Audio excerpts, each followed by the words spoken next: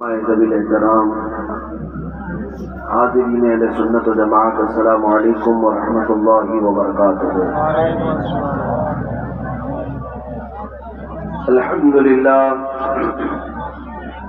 للہ الحنان المنان الذي خلق الإنسان وعلمه البيان، والصلاة والسلام على رسوله سيد الإنس والجان وعلى آله وأصحابه ذوي الخير والإحسان، أما بعد فأعوذ بالله من الشيطان الرجيم، بسم الله الرحمن الرحيم۔ لقد كان لكم في رسول الله أسوة حسنة لمن كان يرجو الله واليوم الآخر، صدق الله مولانا العظيم، وبلغنا رسوله النبي الأمين المتين المختار الكريم، ونحن على ذلك من الشاهدين والشاكرين، والحمد لله رب العالمين۔ بارگاہ رسالت معاذ صلی اللہ تعالی علیہ وسلم میں درود پاک کا ہدیہ پیش کریں۔ اللهم صل على سيدنا ومولانا محمد معدن الجود والكرم وآله وأصحابه الكرام وابنه الكريم، وبارك وسلم صلاة دائمة سرمدا أبدا۔ سب سے پہلے میں یقین کرنا چاہتا ہوں، کیا یہ سنیوں کا ہی جلسہ ہے، عاشقوں کا جلسہ ہے؟ تو جو نبی پاک کے عاشق ہوتے ہیں، نام سنتے ہی بلند آواز سے درود پڑھتے ہیں، آپ میں تو سناٹا تھا۔ حضور پاک صلی اللہ تعالی علیہ وسلم کے نام پاک پر درود پاک کا نذرانہ پیش کریں۔ اللهم صل على سيدنا مولانا محمد معدن الجود والكرم رسول الله وآله وأصحابه الكرام وابنه الكريم، وبارك وسلم صلاة دائمة سرمدا أبدا۔ میرے عزیزوں، تھوڑی دیر کی بات ہے، بے چین اور بے قرار مت ہونا۔ اب وقت آپ کی بے چینی اور بے قراری کا نہیں، انشاءاللہ سکون و اطمینان اللہ تم پر نازل کرے گا۔ بے چین اور بے قرار کوئی اور ہوگا انشاءاللہ۔ اس قوم کو، میرے مصطفیٰ کریم صلی اللہ تعالی علیہ وسلم کے دیوانوں کو ذرا بیدار تو ہو لینے دو، پھر ہر قوم پکارے گی کہ محمد ہمارے ہیں۔ بس بیدار ہو لینے دو۔ میں آپ کی بیداری کے عالم میں آپ سے خطاب کرنے کے لیے بیٹھا ہوں، اس لیے کہ بڑی دور دراز کا سفر کر کے مجھے ایسا اندازہ تھا کہ ایک چھوٹا علاقہ ہے، لیکن یہاں آنے کے بعد سروں کا ایک سمندر نظر آ رہا ہے۔ تو پھر یہ احساس ہوا کہ یہ وہ مجمع نہیں ہے جو 500,000 روپے کے نام پر ووٹوں کے لیے جمع کیا گیا۔ ویسے بھی یو پی میں اب الیکشن کا ماحول گرم ہو ہی رہا ہے، ریلیاں بھی چلیں گی، پیسے بھی بٹیں گے، پیسے بھی بانٹے جائیں گے، لیکن یہ وہ مجمع ہے جو صرف گنبد خضرا والے کو سننے کے لیے آیا ہے۔ حقیقی بات ہے یا نہیں ہے؟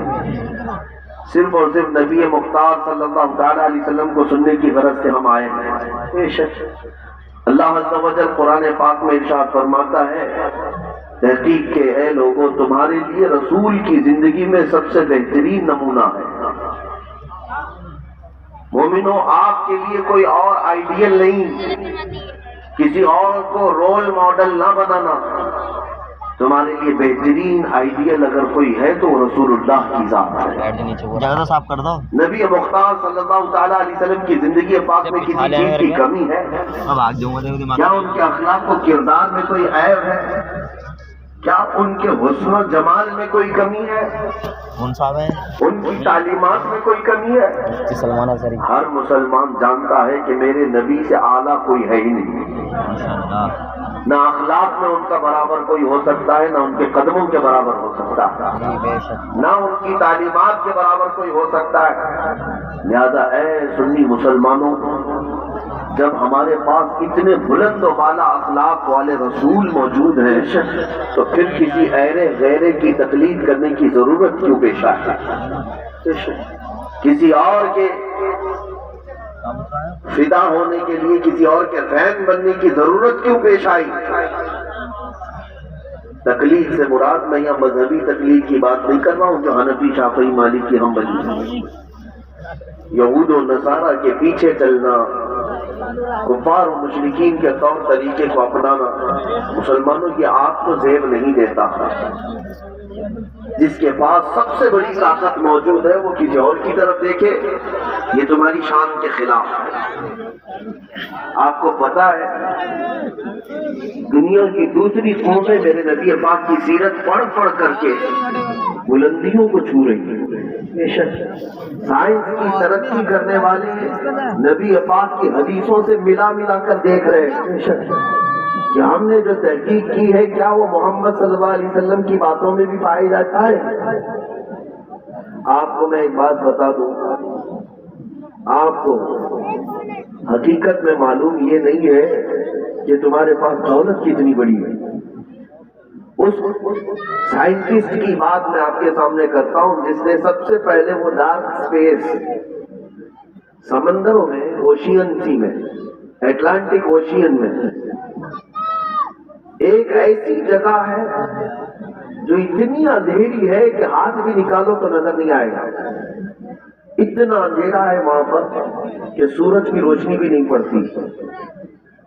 یہ سمندروں کے بیچوں بیچ ایک جگہ ایسی آتی ہے تو سب سے پہلے جس نے یہ جگہ کھوجا، تلاش کیا اور پھر آ کر کے قوم کو بتایا کہ سمندر میں میں نے ایک ایسی جگہ دیکھی ہے جہاں سورج کی روشنی پڑتی ہی نہیں اور اتنا اندھیرا ہے کہ آدمی اپنے ہاتھ کو بھی نہیں دیکھ سکتا۔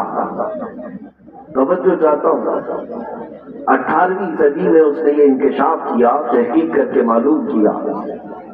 اب جب اس نے آ کر کے یہاں یہ بات بتائی، ایک عالم دین نے قرآن کی آیت پڑھ کر سنائی۔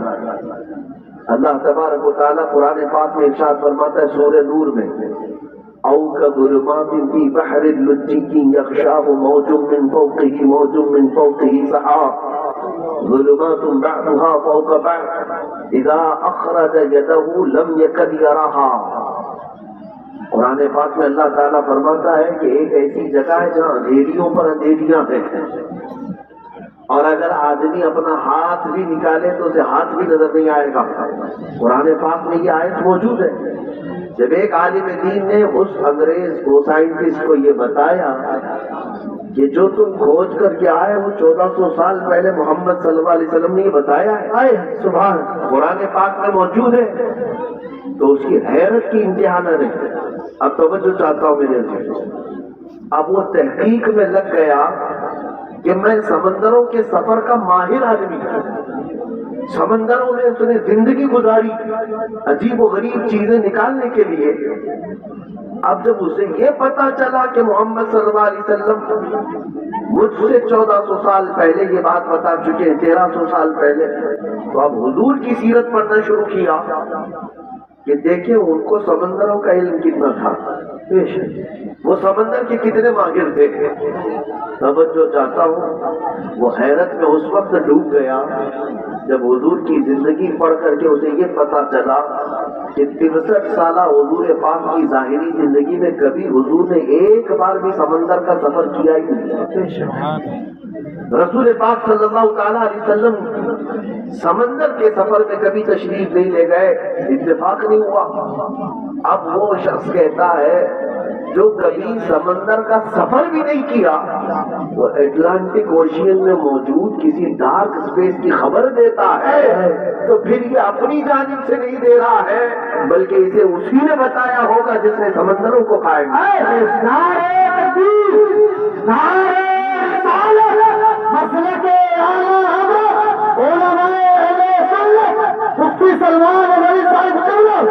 یہ بات میں نے کیوں عرض کی مجھے بتاؤ۔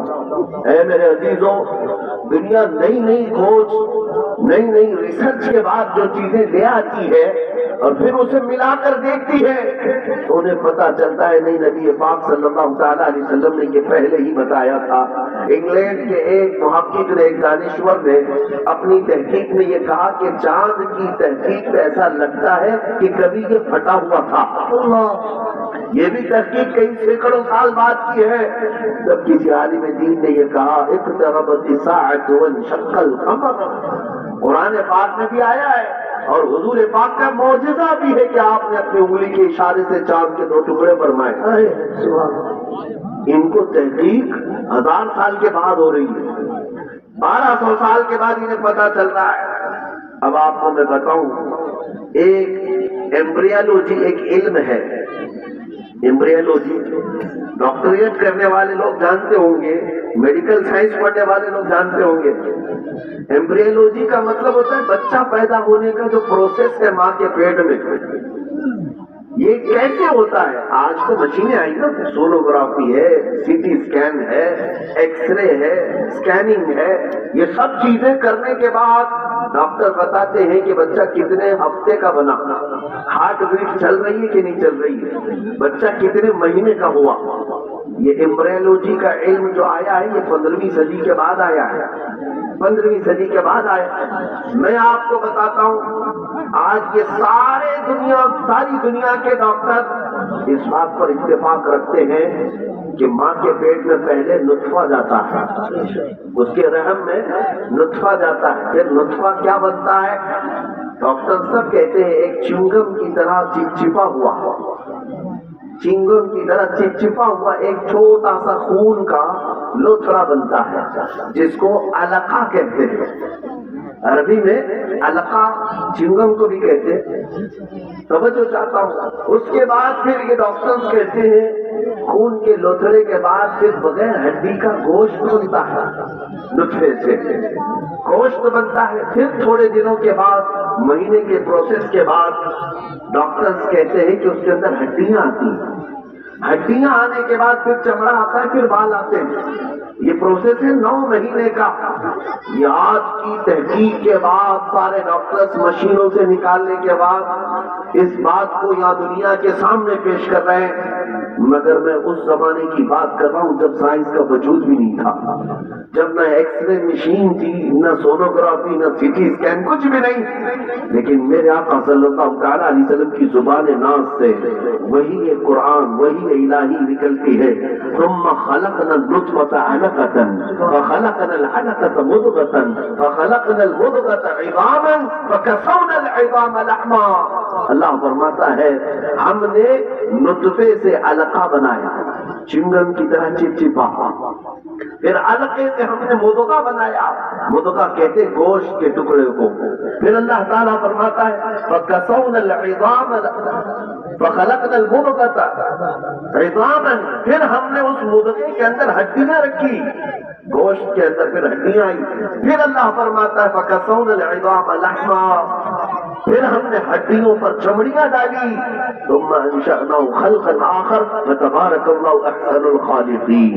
میرے عزیزو، بایولوجی پڑھنے والے اسٹوڈنٹس اگر ہیں سائنس کے، سائنس پڑھنے والے طلبہ ہیں تو جا کر پھر سے ایک بار چیک کر لینا، اور قرآن کی آیت جو میں نے تلاوت کی سورہ مومنون کی پھر سے پڑھ لینا، تمہیں پتا چلے گا کہ ایمبریولوجی کا پورا علم رسول اللہ صلی اللہ تعالیٰ علیہ وسلم کی زبان سے اللہ نے قرآن پاک میں بیان فرمایا ہے۔ بے شک سبحان اللہ۔ اے مسلمانوں، میں کون کون سی باتوں کا ذکر کروں، کتنی تحقیقات کی بات کروں۔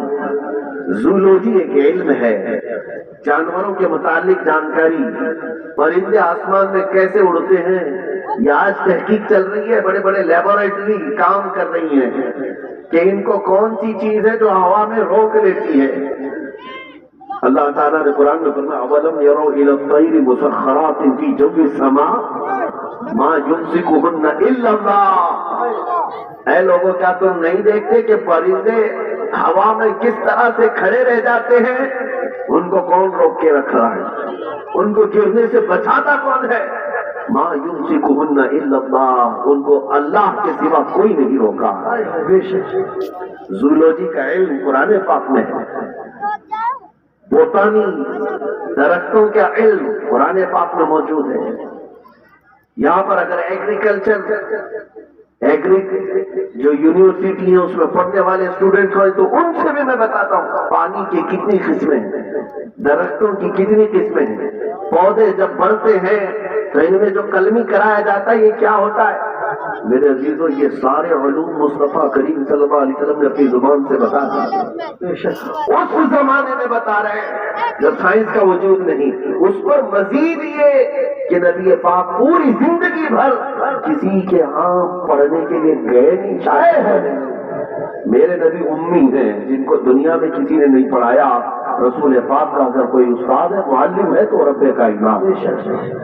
اب یہ تمہید کے بعد میں آپ سے پوچھنا چاہتا ہوں اے میرے عزیز بچوں, تمہارے پاس علوم کا خزانہ تھا, تمہارے پاس رسول اللہ صلی اللہ تعالی علیہ وسلم جیسی عظیم ذات تھی, تمہیں پھر ادھر ادھر کی دیکھنے کی ضرورت ہی نہیں تھی. اسی لیے ہمارے امام نے برسوں پہلے ہمیں تنبیہ کر کے پکار کر کہا تھا, امام اہل سنت فاضل بریلوی نے, پھر کے گلی گلی تباہ آئے ہو کرے سب کی کھائے ہے, دل کو جو عقل دے خدا تیری گلی آئے ہے. نعرہ تکبیر, نعرہ رسالت, مسلک اعلیٰ حضرت مفتی سلمان غنی صاحب قبلہ, نعرہ تکبیر, نعرہ رسالت. رسول پاک صلی اللہ تعالی علیہ وسلم کی زندگی سے بہتر کوئی زندگی آئیڈیل ہو ہی نہیں سکتی. تم اپنی پیدائش سے لے کر اپنی موت تک کے اعمال کو اگر ڈھونڈنا چاہو میرے نبی پاک کی ذات میں ہر چیز کا علم مل ہی جائے گا. ہمارا دین محفوظ ہے, ہمارا دستور حیات محفوظ ہے. وہ لوگ ادھر ادھر دیکھیں جن کے پاس ایجوکیشن نام کی کوئی چیز نہ ہو, وہ لوگ چرا کر کے لائیں قوانین جن کے ہاں خود قوانین نہیں ہو. آپ کو پتا ہے پوری دنیا کو لا تقسیم کرنے والا میرا دین ہے مذہب اسلام. قوانین کون جانتا تھا؟ یورپ جانتا تھا کہ لا کیسے بنائے جائیں, پارلیمنٹ کیسے چلائی جائے. ارے یہ بادشاہی نظام ان میں ایسا تھا کہ جس کی لاٹھی اس کی بھینس, یہ چلتا تھا نظام. یہ اسلام ہے جس نے ہر چیز کے اصول بنائے, قوانین بنائے. آج آپ کیا سمجھتے ہیں فقہائے کرام نے جو قوانین مرتب کیے ہیں نا, وہ آج کے زمانے کے بڑے بڑے لا کتابوں سے بھی بڑھ کر کے ہیں. تمہارے دین میں کمی کس چیز کی ہے؟ کس چیز کی ہے؟ کیا نہ اخلاق کی کمی ہے, کردار کی کمی ہے, علم کی کمی ہے؟ ساری چیزیں ہیں. کمی صرف تمہاری ہے کہ تم نے توجہ کرنا چھوڑ دیا. ان کے جو ہم غلام تھے خلق کے پیشوا رہے, ان سے پھرے جہاں پھرا پھرائی کمی وقار. اور آج بہت سارے لوگ یہ سمجھتے ہیں کہ ہمارے پاس مال و دولت نہیں اس لیے ہم بچھڑے ہوئے ہیں, ہمارے پاس سیاسی طاقت نہیں اس لیے ہم بچھڑے ہوئے ہیں, ہمارے پاس اقتدار نہیں ہے, قیادت نہیں اس لیے ہم بچھڑے ہوئے ہیں, ہمارے پاس ڈپارٹمنٹ میں یا پھر کسی بھی اچھے عہدوں پر ہماری نمائندگی نہیں اس لیے ہم بچھڑے ہوئے نہیں. میاں میں کہتا ہوں سبب کچھ اور ہے جسے تو خود سمجھتا. تمہارے بچھڑنے کی وجہ, تمہارے پسماندگی کی وجہ جو تم سوچ رہے وہ نہیں ہے. سبب کچھ اور ہے جسے تو خود سمجھتا ہے. زوال بندے مومن کا بے ذری سے نہیں, زوال بندے مومن کا بے ذری سے نہیں. اقبال سے پوچھا گیا پھر یہ زوال کس وجہ سے ہے, تو شاعر مشرق اقبال کہتا ہے طریق مصطفیٰ کو چھوڑنا ہے وجہ بربادی. طریق مصطفیٰ کو چھوڑنا ہے وجہ بربادی. اسی سے قوم دنیا میں ہوئی ہے بے اقتدار. بس ایک ہی پوائنٹ ہے, ان سے پھرے جہاں پھرا. اور ہمیں کرنا کیا چاہیے؟ تو اقبال یہی کہتا ہے اگر پھر چاہتے وہ عزت و وقار, ہمیں کرنی ہے شہنشاہ بطحا کی رضا جوئی. ہمیں کرنی ہے شہنشاہ بطحا کی رضا جوئی. وہ اپنے ہو گئے تو رحمت پروردگار. نعرہ تکبیر, نعرہ رسالت, نعرہ غوثیت, مسلک اعلیٰ حضرت, فیضان اعلیٰ حضرت, عشق محبت عشق محبت, بستی بستی قریہ قریہ, شہید اعظم کانفرنس حضرت علامہ سلمان غنی صاحب قبلہ علماء اہل سنت، سبحان اللہ سبحان اللہ۔ میرے عزیزوں، مجھے افسوس اس بات کا ہے نوجوانوں کو لے کر کہ آج تم جس راستے پر چل پڑے، کیا یہ مدینے جانے والا راستہ ہے؟ کیا تمہارے چہرے، تمہارا لباس، تمہاری چال چلن یہ مدینے جانے والوں کی ہو سکتی ہے؟ نبی پاک صلی اللہ تعالیٰ علیہ وسلم سے محبت رکھنے والا کبھی کفار و مشرکین کی رضا کے لیے اپنے آپ کو نہیں بدلتا، کبھی غیروں کی رضا کے لیے اپنے چہرے چھلا کر گٹر نالیوں میں نہیں پھینکتا۔ آج لوگوں کو یہی تو تکلیف ہے۔ مولانا آپ آج جو کہہ رہے ہیں ہمیں 4 لوگوں میں اٹھنا بیٹھنا رہتا ہے، ہمارا بزنس ہے، ہماری تجارت ہے، جاب ہے، آپ کے کہنے کے مطابق کیا ہم مولوی بن جائیں؟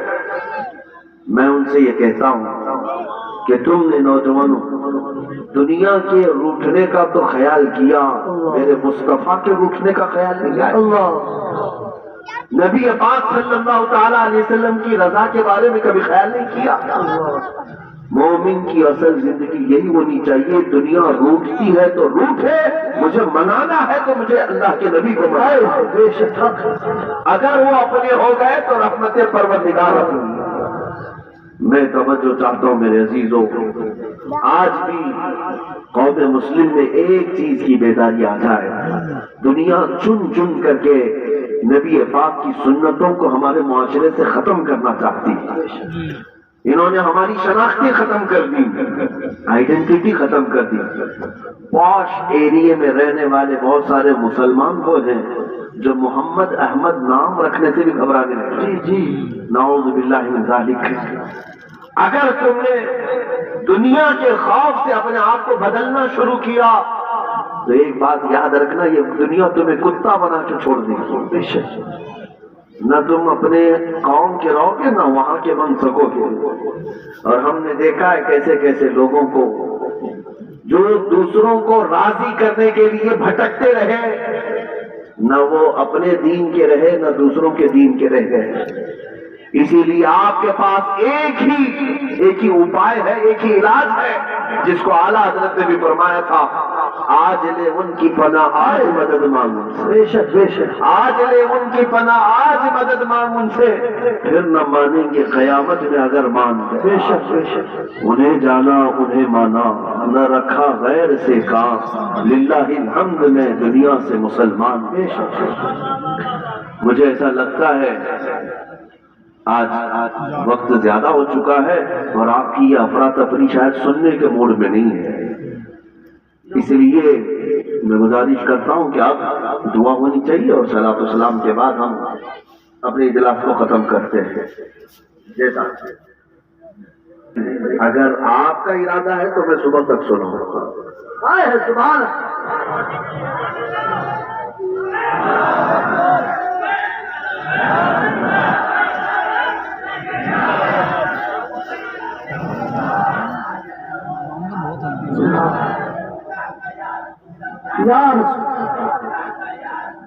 یا رسول اللہ، زندہ باد اللہ یا رسول۔ مراد آباد والے، ڈھکیا والے یا آس پڑوس والے ہیں جتنے جمع ہیں، شاید ہو سکتا ہے ٹھنڈیوں نے تمہیں ٹھنڈا کیا ہو اور مجھے اچھی طرح سے معلوم ہے تمہیں گرم کیسے کرنا ہے۔ تھوڑی دیر کی بات ہے، تھوڑی دیر کی بات ہے۔ یہ جو مجمع ہے، یہ جو تمہارے چہروں کی مسکان ہے یا یہ جو تمہارے نعرے ہیں، یہ صرف اور صرف یہاں ممبر پر بیٹھے ہوئے لوگوں کے لیے نہیں ہے، تمہارے نعرے کفر کی دھرتی میں بھی زلزلہ لاتے ہیں۔ آج دنیا پریشان ہے کہ ہم نے جن چیزوں کو ختم کرنے کی کوشش کی تھی، اب ہر محلے سے لبیک یا بستی سے لبیک لبیک کی صدائیں آ رہی ہیں۔ اسی لیے ہم کہتے ہیں اسلام کی فطرت میں قدرت نے وہ لچک دی ہے، جتنا ہی دباؤ گے اتنا ہی وہ ابھرے گا۔ ہاں، کچھ بات تو ہے کہ مٹتی نہیں ہستی ہماری، کچھ بات تو ہے کہ مٹتی نہیں ہستی ہماری، صدیوں رہا ہے دشمن دورے زماں ہمارا، باطل سے ڈرنے والے اے آسمان، باطل سے ڈرنے والے اے آسمان ہی ہیں ہم، 100 بار کر چکا ہے تو انتہا ہمارا، توحید کی امانت سینوں میں ہے ہمارے، آسان نہیں مٹانا نام و نشاں ہمارا۔ جن لوگوں نے آج اپنے طاقت کے بل بوتے، اپنے تخت کے بل بوتے، اپنی سیاست کے بل بوتے یہ اعلان کرنا شروع کیا کہ ہم مسلمانوں کو کاٹیں گے، ماریں گے، قتل کریں گے، اسلام کو مٹائیں گے، خاک مٹائیں گے، تم سے تمہاری کھجلی نہیں مٹائی جا سکتی۔ کیا خاک مٹاؤ؟ تم کیا سمجھتے ہو اسلام کسی محلے کا مذہب ہے؟ کسی ایک بستی کا دین ہے؟ اسلام کی جڑیں تحت الثری میں ہیں اور اس کی شاخیں عہدہ ثریا پر ہیں۔ اس درخت کو ہلانا تو دور کی بات ہے، اس کے پتے کا بحال بیکا کرنا بھی مشکل ہے۔ دنیا بہت کوشش کر کے دیکھ چکی تمہارے پاس کتنی طاقت ہے، نہ قارون کے برابر ہے، نہ شداد کے برابر ہے، نہ فرعون کے برابر ہے، نہ حامان کے برابر ہے۔ بڑی بڑی طاقتیں آئی لیکن دین حق کو کبھی نہ وہ مٹا سکی تھی نہ مٹا سکیں گی۔ اور ہم تو یہ کہتے ہیں یہ جو تم ظلم کا ماحول گرم کر رہے ہو اسی وجہ پر میں آج گفتگو کر رہا تھا، یہ تو ہمارے اعمال کی شامت ہے، ہم بھٹکے ہوئے تھے، ورنہ قرآن میں اللہ نے فرمایا وَلَن يَجْعَلَ اللَّهُ لِلْكَافِرِينَ عَلَى الْمُؤْمِنِينَ سَبِيلًا، اللہ ہرگز کافروں کو مومنوں پر غلبہ نہیں دیتا، بے شک ہرگز نہیں دیتا۔ لیکن یہ آج کے حالات اس لیے ہیں کہ ہم راستہ چھوڑے ہوئے ہیں۔ ایک بات میں آپ کو بتاؤں، آج کے حالات کے تناظر میں ایک بات میں کہوں، بغداد میں مسلمانوں کا ملک تاریخی وراثت ہماری رہی ہے، تتاریوں نے حملہ کیا، تباہ و برباد کیا بغداد کو، اور اتنا برباد کیا کہ مسلمانوں کی کھوپڑیوں سے مینار بنائے، دریائے دجلہ کا پانی خون سے لال ہو گیا۔ بادشاہ کی جو بیٹی تھی تتاریوں کی ایک جگہ سے گزر رہی تھی، ایک سچے مومن کو دیکھا ان حالات میں بھی وہ کھڑے ہو کر اذان دے رہا ہے، سبحان، اذان دے رہا ہے۔ بادشاہ کی بیٹی تھی، اس نے کہا یہ آپ کہاں سے آواز آ رہی جب ہم قتل عام کر رہے ہیں، گردن مار رہے ہیں، یہ کون ہے جو اذان دے رہا ہے؟ فوجی فوراً گئے اور پکڑ لائے، یاد نمازیں پڑھنے سے روک رہے ہیں، یہ گراؤنڈ میں نہیں پڑھیں گے، وہ میدان میں نہیں پڑھیں گے، کتنے میدانوں کو تم قبضہ کرو گے؟ تم صرف اور صرف میدانوں کو روک سکتے ہو، پیشانیوں کو جھکنے سے کبھی نہیں روک۔ عبادت کا ذوق ہمارے پاس اللہ تعالیٰ کی عطا ہے، تو ایسے حالات میں اگر اذان دے رہا تھا کوئی تو تتاریوں کی وہ بڑی عورت تھی بادشاہ کی بیٹی، اسے گرفتار کروایا، لا اس مولوی کو کون ہے اذان دے رہا؟ اس کو پکڑ کر کے پوچھا تجھے خبر نہیں ہے بغداد پورا ٹوٹ گیا، تباہ ہو گیا، برباد ہو گیا، لاکھوں لوگوں کی لاشیں پڑی ہیں اسی بنیاد پر کہ تم مسلمان ہو، ہم مان رہے اور پھر بھی تم اذان دے رہے ہو۔ اس نیک و صالح عالم ربانی نے کہا ہاں سب نظر آ رہا ہے لیکن مجھے میرا رب بھی ہے، میرے لیے میرا رب بھی ہے۔ دنیا چاہے جو بھی ہو، جب تک میری سانس نہیں نکلے گی تب تک میں اللہ اکبر کہتا رہوں۔ سبحان اللہ سبحان۔ اب سنیے، اس خاتون نے متاثر ہو کر کے پوچھا اچھا اللہ سب سے بڑا ہے؟ اللہ سب سے بڑا ہے؟ کہا ہاں اللہ سب سے بڑا ہے، اسی کی تم عبادت کرتے ہو۔ یہ ہمارے اور آپ کے لیے بہت ہی سوٹیبل بات ہے، تم اللہ کی عبادت کرتے ہو، لوگ یہ تم کو تانا ماریں گے اگر تم اللہ کی عبادت کرتے ہو تو اللہ تمہاری مدد کیوں نہیں کر رہا؟ یہی اس تتاری عورت نے کہا کہ تم اس کو اکبر کہتے ہو، پھر یہ بغداد میں یہ سب جو مرے ہیں یہ بھی تو وہی تھے، یہ مارے گئے اور ہم لوگوں کو غلبہ حاصل ہو گیا بغداد سے۔ دیکھو تتاریوں کو، ظالموں کو اللہ تعالیٰ نے غلبہ دے دیا، تمہارا خدا ہی دیا ہے، پھر ایسا کیوں ہوا؟ بہت پتے کی بات سنیے، اس عالم دین نے کیا کہا کہ اے خاتون میں تجھے ایک مثال بتاتا ہوں، تم نے دیکھا ہوگا کہ بھیڑ بکریاں پالنے والا کوئی چرواہا بکریاں لے کر کے چلتا رہتا ہے، راستے پر چلتا ہے، ہوتا ہوگا نا اب کیا بھی ریوڑ، بکریاں چلتی رہتی ہیں، لیکن بکریاں پالنے والا ساتھ میں کتا بھی پالتا ہے۔ بکری اور کتے کا کیا لینا دینا، کون سا تعلق ہے؟ لیکن یہ چرواہے سے پوچھیں، وہ بتائے گا کہ بکریاں چلتے چلتے کبھی ادھر ادھر چلی جائیں تو یہ کتا بھونک بھونک کر انہیں لاتا ہے اور پھر ریوڑ میں جمع کرتا ہے. بے شک چرواہا یہی بتاتا ہے کہ اس لیے سارے بکریوں کو پھر سے ایک ریوڑ میں جمع کرے، اس لیے وہ پالتا ہے. کتے کو اس لیے چھوڑا جاتا ہے، اس لیے پالا جاتا ہے. بلا تشبیہ و بلا تمثیل ذہنوں کو قریب کرنے کے لیے اس بغدادی عالم نے کہا ہم امت مصطفیٰ ہیں، بے شک ہم چلتے ہیں سیدھے راستے پر، لیکن جب کبھی ادھر ادھر بھٹکتے ہیں تو اللہ تم جیسے کتوں کو ہم پر چھوڑتا ہے. بے شک کتوں کو چھوڑتا ہے تاکہ تم بھونک بھونک کر کے واپس صراط مستقیم پر لے آ سکو. میرے عزیزو، آج یہ جس قدر مظالم ہو رہے ہیں یہ تمہیں سیدھے راستے پر انشاءاللہ ایک نہ ایک دن ضرور لے کے آئے. انشاءاللہ میں محسوس کر رہا ہوں چند سالوں پہلے ہر جلسے میں لبیک یا رسول اللہ کا نعرہ تو نہیں لگتا تھا، لیکن ظالم کتوں نے جب بھونکنا شروع کیا تو اب پھر ہمارا ہر بچہ لبیک کہنے لگا. لبیک لبیک لبیک یا رسول اللہ، لبیک لبیک یا رسول اللہ، لبیک لبیک یا رسول اللہ، لبیک لبیک یا رسول اللہ. اب بات صرف اتنی ہے، میں نے جو عنوان آپ کے سامنے رکھا وہ یہی ہے کہ جب تم اپنی حیثیت کو پہچان لو کہ میرا راستہ کچھ اور ہے، جس دن تم اس نقطے پر آ گئے میرے عزیزو، عزتیں تمہاری ہیں، طاقتیں تمہاری ہے، اقتدار تمہارا ہے.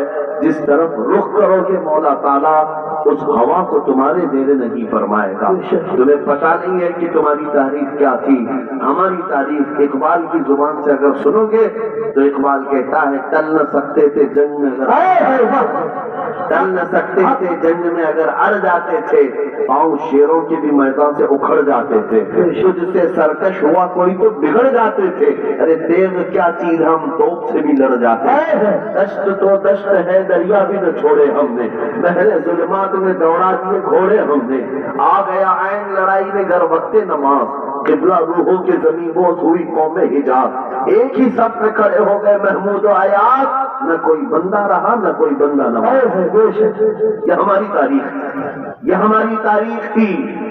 اسی بات کی طرف میں تمہیں دعوت دے رہا ہوں کہ جس دن تم اس نقطے پر واپس آ گئے اور سمجھ گئے میری تاریخ ان کتوں کی صحبت میں رہنا نہیں ہے. اللہ تعالیٰ نے تمہیں شیر بنا کر پیدا کیا. ہاں، اللہ تبارک و تعالیٰ نے تمہارے متعلق قرآن میں فرمایا کنتم خیر امت اخرجت للناس، تم خیر امت ہو جو لوگوں میں اللہ تبارک و تعالیٰ نے تمہیں بنایا ہے. لہذا ایسے ویسے کی طرف تمہیں دیکھنے کی ضرورت نہیں. مجھے افسوس اس بات کا ہوتا ہے جب ہمارا نوجوان یہ کہتا ہے نئی فلم آئی ہے اس میں فلاں ایکٹر ہے فلاں ہیرو ہے، بال اس کی طرح، کپڑے اس کی طرح، پینٹ پھاڑ لیا، صرف ایک نچنیاں کو دیکھ کر کے، ایک مجرا کرنے والے کو دیکھ کر کے اپنا آپا کھو گیا، اپنے آپ کو بدل لیا. اور ہمارے گھر کی خواتین صبح سے شام تک سیریل کے سامنے، ٹیلی ویژن کے سامنے اور خواب وہی سجا رہی ہیں کہ شاید ہمارا بھی گھر ایسا ہی ہو، ہمارا لباس بھی ایسا ہی ہو. میرے عزیزوں، دنیا کیا کرتی ہے اس کی تمہیں فکر نہیں ہونی چاہیے. عورتیں اگر کسی کو دیکھتی تو وہ سیدہ کائنات فاطمہ الزہرا کو دیکھتی، کم سے کم یہ سیرت کا مطالعہ کرتی کہ ان کا دوپٹہ کیسا تھا، ان کا لباس کیسا تھا، ان کے رہن سہن کیسے تھے. اس کو چھوڑ کر انہوں نے آج مجازی عشق کے اور مجازی یہ اسکرین کے اوپر اپنے دل دے بیٹھے. اور اسی طرح مردوں کی حالت بھی یہی ہے، نوجوانوں کی. اے نوجوانوں، تمہارے ہاتھ میں بنگڑیاں تک انہوں نے پہنا دی، کانوں میں بالیاں تک پہنا دی، بالوں میں چوٹیاں تک لا دی. کیا کیا کر دیا. ہاں، ہمارے اچھے بھلے مرد کو عورت بنا دیا، عورت بھی نہیں مخنث بنا دیا. اور اس پر یہ مزید یہ سمجھتا ہے کہ یہ فیشن ہے، یہ فیشن ہے. ارے ادھر سے ادھر سے پھاڑ کر کے پہننے والا، ننگا گھومنے والا اگر فیشن زدہ ہے تو پھر کتا اور بھینس بیل بکری یہ زیادہ فیشن زدہ ہے، کیونکہ وہ تو کپڑے ہی نہیں پہنتے. اگر ننگا ہونا ہی فیشن ہے تو جانور سب سے بڑے فیشنیبل ہے. میرے عزیزوں، جنگلی دنیا کو نہ دیکھو، جو جنگل راج بنانا چاہتی ہو ان کو نہ دیکھو۔ اگر تمہیں زندگی کے ایمان کے مزے لینا ہے تو مدینے والے کی طرف سے۔ نبی پاک صلی اللہ تعالیٰ علیہ وسلم کے اخلاق سے بڑھ کر کسی کے اخلاق ہے نہیں، ان سے بہتر کردار کس کا ہو سکتا ہے؟ میرے عزیزوں، آج دنیا اگر تم سے بھی منہ پھیر رہی ہے تو اس کی وجہ یہی ہے کہ تمہیں خود نبی پاک کی سیرت نہیں معلوم۔ ایک میں اپنی بات بتاتا ہوں تجربے کی۔ ایک بار ایک ٹرین سے میں اتر رہا تھا، ایک نوجوان نے، میلاد کا دن تھا 12ویں شریف کا، اس نے مجھ سے پوچھا کہ کوئی ایسا عمل بتا دیجئے جو رسول اللہ کو خوش کر دو۔ ربیع الاول شریف میں آپ بھی کمکمے لگاتے ہوں گے، سجاتے ہوں گے نا گلیاں، جلوس بھی نکالتے ہیں، ساری چیزیں کرتے ہیں، لیکن کچھ کام اور بھی ہیں تمہارے ذمہ۔ اسٹیشن میں تھے، ریلوے اسٹیشن سے اتر رہے تھے، میں نے اس نوجوان سے کہا بیٹا اگر کچھ کرنا ہے تو دیکھو ہم اسٹیشن پہ ہیں، جاؤ کوئی بوڑھا یا کوئی کمزور ہو جس کا سامان بھاری ہو تو اٹھا لو، یہ میرے نبی پاک کے اخلاق ہے، حضور کی سنتوں میں سے اور حضور کے اخلاق کریمانہ میں سے یہ بات تھی۔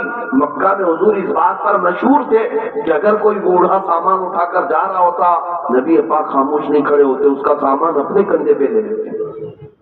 ہاں، حضور اکرم صلی اللہ تعالیٰ علیہ وسلم کے متعلق حضرت خدیجہ الکبریٰ رضی اللہ تعالیٰ عنہ نے بھی یہ فرمایا کہ آپ بوڑھوں کا کمزوروں کا بوجھ اٹھاتے ہیں، اللہ آپ کے ساتھ برا کبھی نہیں فرمائے۔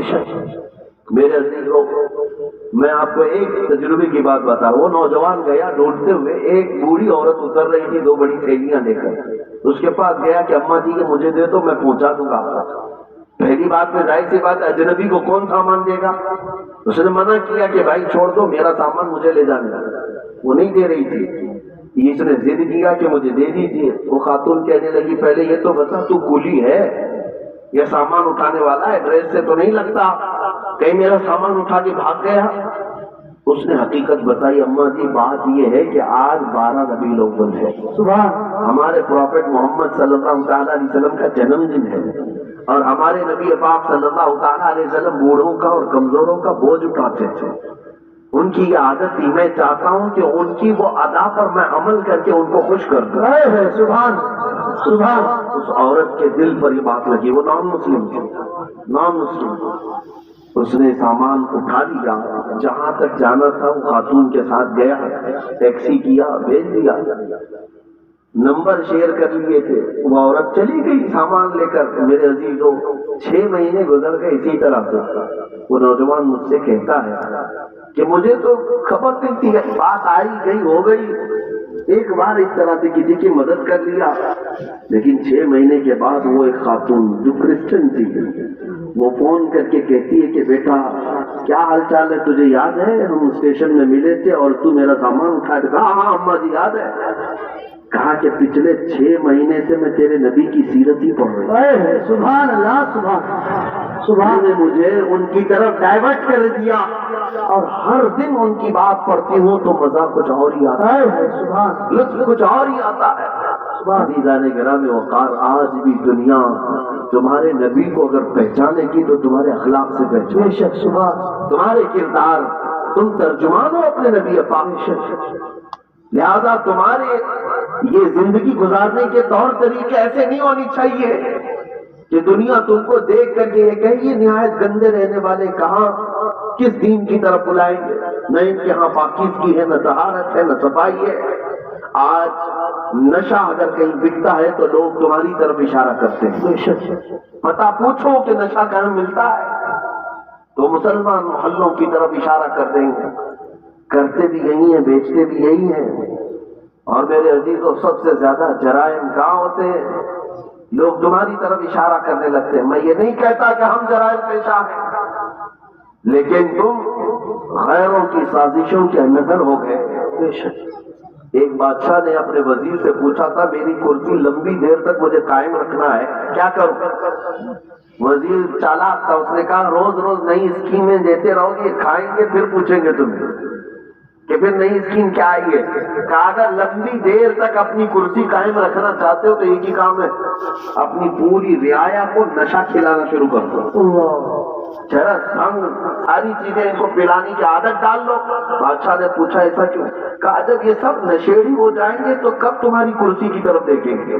جی ان کو ان کا نشہ مل جائے گا، بس وہ سوچیں گے بھی نہیں کہ کون حکومت کر رہا ہے، کون کرسی پہ بیٹھا ہے. جی اس فارمولے پر دنیا آج بھی عمل کرتی ہے. جی اگر حق بات کوئی جماعت دنیا میں کرتی ہے تو وہ میرے مصطفیٰ کے غلاموں کی جماعت. بے شک بے شک دنیا کو یہ پتا ہے کہ یہ اگر اٹھ گئے تو کرسیاں بھی ہلاتے ہیں، بے شک یا اگر اٹھ گئے تو حق بات کے اعلان کے لیے اپنی گردنیں بھی لٹا دیتے ہیں، کٹا دیتے ہیں. اس لیے پوری دنیا نے طاقت یہ لگائی کہ ان کے محلوں میں نشہ زیادہ ہے، ان کے محلے میں عیاشی زیادہ ہے.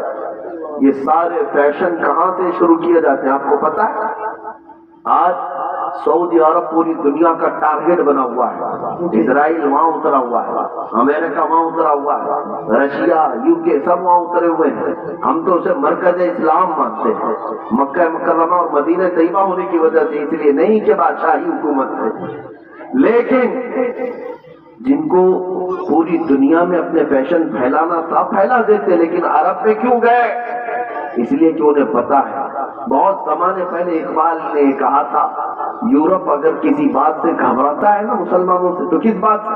یہ فاقہ کش موت سے ڈرتا نہیں ذرا، روح محمدی اس کے بدن سے نکال دو، روح محمدی اس کے بدن سے نکال دو. عرب کو دیکھ کر کے عجم کے تخیلات اسلام کو حجاز و یمن سے نکال دو. یہ اقبال نے بہت پہلے 100 سال پہلے کہا تھا. آج اس پر دنیا عمل کر رہی ہے. پورے سعودی کو یہودی بنانے میں کوئی کسر نہیں چھوڑی جا رہی. ڈانس کلب وہاں آج سینکڑوں سینما ہال کھول دیے گئے سعودی عرب میں. جی مکہ مکرمہ اور مدینہ طیبہ میں بازاروں میں نشہ پہنچا دیا گیا. میں نے خود دیکھا ہے، اگرچہ وہاں پر موت کی سزا رکھی گئی لیکن وہاں تک بھی پہنچا دیا. نشہ کا مطلب صرف سگریٹ بیڑی کی بات نہیں کر رہا ہوں، کوکین، افیون، ہیروئن جیسی نشہ کی چیزیں پہنچا دی گئی. ننگے پن کو رواج دیا جا رہا ہے، نئی نئی بیچ بنا کر کے سمندر کے کنارے ننگے جس طرح لیٹتے ہیں. دنیا یہ چاہتی ہے کہ محمد عربی کے غلام بھی اسی طرح ننگے بیٹھے. وہ حدیث صادق آ گئی، میرے آقا نے فرمایا تھا یوشک ان تداعى علیکم الامم کما تداعى الاکلۃ الی قصعتها. حضور فرماتے ہیں قریب ایک زمانہ آئے گا تم دیکھو گے ساری قومیں میری امت پر جھپٹ پڑیں گی جیسا بھوکا برتن پہ جھپٹتا ہے. یہ سب کے ٹارگٹ ہم ہی بنے ہوئے ہیں. اخلاق تمہارے اندر سے نکالنے کے لیے کیا کیا کیا جا رہا ہے جانتے ہیں؟ یہ انٹرنیٹ اس طرح سے آسان کر کے تمہارے ہاتھوں میں دیا گیا اور نوجوان کو آزادی کے نام پر کھلا چھوڑ دیا گیا. نوجوان لڑکا ہو کہ لڑکی ہو، اسے خبر بھی نہیں ہے کہ تمہارے ہاتھ میں ایٹم بم کی طرح سے ایک ہتھیار آیا ہے. یہ ہو سکتا ہے دنیا کو نہ تباہ کرے لیکن تمہارا ایمان اور اخلاق مکمل تباہ کر رہا ہے. ایک دو نہیں سینکڑوں نوجوانوں کے میسج میرے پاس ہے جنہوں نے 25 سے 30 سال کے بیچ میں ہی اپنی جوانی برباد کر دی. کیا کرتے کیا تھے؟ اس موبائل کی دنیا میں داخل ہو کر انہیں ایسا لگتا ہے کوئی نہیں دیکھ رہا ہے، پورنوگرافی کرتے رہو، بے حیائی کی فلمیں دیکھتے رہو، ننگی تصویریں دیکھتے رہو. میرے عزیزوں، میں نے ایک ڈیٹا نکالا تھا لاک ڈاؤن کے موقع پر، اس میں جو انٹرنیٹ میں سرچ کرنے کا جو ڈیٹا آتا ہے کہ کس چیز کو کتنی بار سرچ کیا گیا ہے، تو بتایا آپ کو حیرت ہوگی. ایک رپورٹ آئی ہے اس لاک ڈاؤن کے بیچ میں 95% اگر نیٹ میں کوئی چیز سرچ ہوئی ہے تو پورنوگرافی، گندی تصویریں اور ننگی تصویریں دیکھنے کے لیے سب سے زیادہ سرچ کیا گیا ہے. یہ کیا ہو رہا ہے؟ آپ کو اندازہ بھی ہے کہ دنیا تمہیں تباہی کے کس کہانی پر لے جانا چاہ رہی ہے. میں آج یہ باتیں کھل کر اس لیے عرض کر رہا ہوں کہ اگر آج تم بیدار نہیں ہوئے کل تمہارے آنے والے بچے یہ نہ پوچھے کہ محمد کس کا نام تھا. معاذ اللہ رب العالمین. قرآن کیا چیز ہے؟ کیونکہ میں نے یہ جدہ میں عرب میں سعودی عرب میں ایک شیخ کو کہتے ہوئے سنا عربوں نے اپنے بچے آسٹریلیا میں امریکہ میں پڑھنے کے لیے بچپن میں ہی ڈال دیے تھے اور جب بچے وہ جوان ہو کر کے آئے تو اپنے باپ سے اس بات پر لڑنے لگے کہ اللہ ایک ہی کیوں ہے. یہ کہاں کی بات کر رہا ہے؟ عرب کی بات کر رہا ہوں۔ آج یہاں کے بھی حالات کوئی دیگر نہیں ہے، تم نے بھی بچے پیدا ہوتے بولتے ہی دوسروں کی جھولی میں ڈال دیا۔ تم یہ چاہتے ہو کہ میرا بچہ فر انگریزی بولنے لگے تو بہت بڑے کمال کا مسئلہ ہے، بہت پہنچا ہوا بچہ ہے۔ تمہیں پتہ ہی نہیں کہ دنیا اپنے قدموں میں غلام بنانے کے لیے سارے ہتھیار لا کر رکھ چکی ہے، لیکن پھر بھی میں اپنی اس کشت ویراں سے مایوس نہیں۔ اس دنیا نے جو کرنا تھا سب کر لیا ہے۔ آپ کو پتہ ہے ہر اسکول میں ایجوکیشن میں سیلیبس بدل کر کے کیا کیا چیزیں زہر کے طور پر ڈالی جا رہی ہیں، کیا کیا چیزیں ڈالی جا رہی ہیں۔ مسلمان بچوں کے ایمان کب کے تباہ ہو جائے۔ ایک اسکول کے ایک کتاب میرے پاس لائی گئی تھی، کافی سال ہو گئے، جس میں چوتھی یا پانچویں کی یا تیسری کی، اس میں انگلش میں پوئم تھی جس کا مطلب یہ ہوتا تھا کہ خدا کبھی کبھار اترتا ہے، انگلش میں گاڈ اترتا ہے اور بیچ پر ناچنے والیوں کو غور سے دیکھتا ہے، کبھی وائن پیتا ہے، نعوذ باللہ من ذالک۔ یہ بچپن کے ان دماغوں میں اگر یہ چیز جائے، میں کتاب تلاش کرتا رہا، مجھے نہیں ملی۔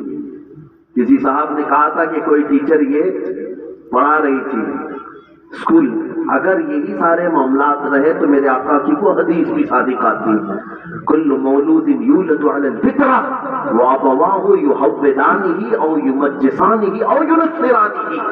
ہر پیدا ہونے والا بچہ اسلام کی فطرت میں پیدا ہوتا ہے، لیکن اس کے ماں باپ اسے یہودی بنا دیتے ہیں، عیسائی بنا دیتے ہیں، یا آپ کا پجاری بنا دیتے ہیں۔ آج یہی تو عادات ہے۔ تمہارے گھر کا بچہ تو ایمان پر پیدا ہوا تھا، لیکن تم نے کسی اور کی گود میں ڈال کر کبھی اسے کافر بنا دیا۔ اور نبی پاک صلی اللہ تعالیٰ علیہ وسلم نے یہ بھی فرمایا، قیامت کے قریب ایک زمانہ ایسا آئے گا تم پر، صبح تم مومن رہو گے، شام میں کافر ہو جاؤ گے، رات کو مومن سو گے، صبح کافر اٹھو گے۔ میں سوچتا تھا ایسا کیسے ہو سکتا ہے؟ میرے عزیزو، دنیا نے اتنے ہتھیار بھی تمہارے پاس رکھ دیے ہیں، تمہیں خبر بھی نہیں ہوتی۔ تم گانے سنتے سنتے سو رہے ہوتے ہو، کئی کفریہ کلمات اس میں آتے ہیں، رات کو تو ایمان والے تھے، صبح سن کر کے کافر ہو چکے ہیں۔ یہ دنیا جس کو تم دیکھ رہے ہو، اعلیٰ حضرت نے کیا خوب کہا، شہد دکھائے زہر پلائے، قاتل جائے شوہر کش، اس مردار پہ کیا للچائے، دنیا دیکھی بازی ہے۔ اے نوجوانوں، یاد رکھنا ایک وقت آئے گا جب ہم سب کو اس دنیا کو ترک کر کے جانا ہے۔ اس بات کا یقین رکھو کہ ہماری سانسیں رکنے والی ہے، ایک دن ہمیں باندھ کر کے لے جایا جائے گا۔ آج تم مسجد میں بلانے کے باوجود نہیں آتے، کل تمہارا کفن باندھ کر، رسیاں باندھ کر امام کے سامنے لا کر رکھ دیا جائے گا۔ زندگی بھر نہیں پڑتا تھا، لیکن اب امام تم پر پڑے گا، اور پھر جاؤ گے کس سفر پہ جاؤ گے؟ بتاؤ کہاں جاؤ گے؟ کوئی ایسی جگہ تم نے ڈھونڈ رکھی ہے تو میں تم سے پھر بات نہیں کروں گا کہ مرنے کے بعد میں نے ایک سیف جگہ دیکھی ہے تمہارے پاس؟ تمہیں پتا ہے جانا تو وہی ہے جہاں سب پہلے والے بھی گئے، بڑے بڑے وقت کے پہلوان، بڑے بڑے مالدار جہاں گئے، جن کے پاس پیسوں کی ریل پیل ایسی تھی کہ وہ گھر بیٹھے جو چاہتے حاصل ہو جاتا تھا، گھر بیٹھے۔ تمہیں پتا ہے سکندر اعظم نے بادشاہ دارا نام کا ایک بادشاہ جب وہ مرا تو اس نے ایک وصیت کی تھی، آج اس دنیا پر اس نے حکومت کی، اپنے چاہنے والوں سے کہا کہ جب میں مروں تو مجھے پورا دفن کرنا، لیکن میرے دونوں ہاتھ اوپر رکھنا، قبر میں اس کو دفن مت کرنا۔ لوگوں نے پوچھا ایسا کیوں؟ کہا تاکہ دنیا بار بار میرے قبر کے پاس آ کر دیکھے، آدھی دنیا فتح کرنے والا بھی زمین پر خالی ہاتھ سویا ہوا، کچھ نہیں ہے اس کے پاس۔ ہمارے کفن میں جو باندھے جاتے ہیں نا، ایک جیب بھی نہیں رکھی جاتی ہے نہ ہم اپنی میتوں کے سرانے ایک سکہ رکھتے ہیں نہ ایک نوٹ رکھتے ہیں۔ تمہیں پتا ہے ہم اس دنیا کے سفر پر جا رہے ہیں جہاں پیسہ کام نہیں آئے گا، جہاں دولت کام نہیں آئے گی، نہ فرشتے رشوت دیں گے، نہ بارگاہ الہی میں کسی اور طریقے کی کوئی گنجائش تمہارے لیے نکل جائے گی دنیاوی اعتبار سے۔ عزیزان گرامی وقار، جب ہمیں پتا ہے کہ ہمیں ادھر ہی جانا ہے تو اس لیے آج حضرت انس رضی اللہ تعالیٰ عنہ کی حدیث میں سناتا ہوں. حضرت انس کہتے ہیں اس حدیث سے زیادہ مجھے کسی اور سے خوشی نہیں ہوئی تھی. کیا ہے وہ حدیث؟ نبی پاک صلی اللہ تعالیٰ علیہ وسلم نے ارشاد فرمایا المرء مع من احب. انسان قیامت کے دن اسی کے ساتھ ہوگا جس سے دنیا میں محبت کرتا تھا. بے شک بے شک. حضرت انس سے پوچھا گیا اس حدیث سے آپ کو اتنی خوشی کیوں ہے؟ حضرت انس کہتے ہیں اس لیے کہ میں رسول اللہ سے محبت ہے، اس لیے کہ میں ابو بکر و عمر سے محبت کرتا ہوں. میرا یقین ہے کل قیامت کے دن انہی کے ساتھ رہوں.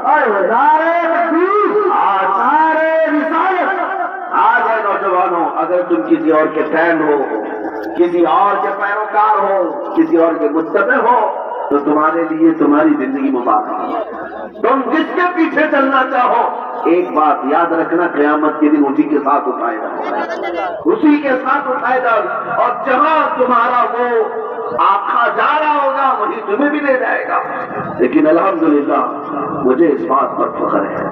میں اکثر نوجوانوں سے یہ کہتا ہوں کہ ایک کام کرتے ہیں، تم بار بار ہمارے سمجھانے سے آتے نہیں کرتے. تم اخلاق رسول کو ہلکے میں لے لیتے ہو، سنتوں کو ہلکے میں لے لیتے ہو، اسلامی زندگی کو عیب سمجھنے لگ جاتے ہو. ان نوجوانوں سے میں کہتا ہوں چلو ٹھیک ہے، میں اور تم مل کر ایک کام کرتے ہیں، میں اور تم مل کر ایک کام کرتے ہیں. تم جس فلمی ایکٹر کو یا کسی ہیرو کو بہت زیادہ پسند کرتے ہو اسے ایک چٹھی لکھ دینا، اسے ایک لیٹر لکھ دینا کہ میری زندگی ختم ہو جائے گی، میں مر جاؤں گا، مجھے میرے لوگ قبر میں لے جا کر دفن کریں گے، تو آپ ذرا منکر نکیر سے بچانے کے لیے میرے پاس آ جانا. لکھو گے؟ اس سے لکھ کر کے جانا اور کہنا صبح شام میں تمہاری طرح سے پہنتا تھا، چلتا تھا، کھاتا تھا، سب میں تمہاری نقل کرتا تھا، زندگی بھر میں تمہارا فین تھا، جا رہا ہوں تو مدد کے لیے قبر میں آ جانا. ایک نوجوان سے میں نے کہا تو ہنسنے لگا، کہا کہ حضرت ایسی بات کیا وہ آ سکے گی ہماری قبر میں؟ کہا تجھے نہیں معلوم، جب تجھے اتنا معلوم ہے کہ وہ نہ آئے گا نہ مدد کرے گا، لیکن میں اپنی بات ضرور کہوں گا. تجھے میں نے چٹھی لکھنے کے لیے اس کو کہا میں اپنے نبی پاک کو لکھ کر جاتا ہوں. سبحان یا رسول اللہ، میں آپ کی ہر ادا پر عمل کرنے کی کوشش کرتا تھا، آپ کی طرح کھانے کی کوشش کرتا رہا، سنتوں پر عمل کی کوشش کرتا رہا. اب میں جب دنیا سے جا رہا ہوں تو رسول مختار صلی اللہ تعالیٰ علیہ وسلم آپ تشریف لے آنا. اے نوجوانوں مجھے بتاؤ کیا نبی پاک کو اگر کوئی دنیا میں یہ بول کر جائے تو اللہ کے نبی قبر میں آئیں گے کہ نہیں آئیں گے؟ بے شک. بلکہ حضور تاج الشریعہ نے لکھ بھی دیا، یہ تو میں مثال دے رہا تھا، حضور تاج الشریعہ نے لکھ بھی دیا اور اپنے نبی سے یہ کہہ کر کے بھی گئے یا رسول اللہ میں مروں تو میرے آقا، یہ ملائکہ سے کہنا، میں مروں تو میرے آقا، یہ ملائکہ سے کہنا، اسے کوئی مت جگانا، ابھی آنکھ لگا.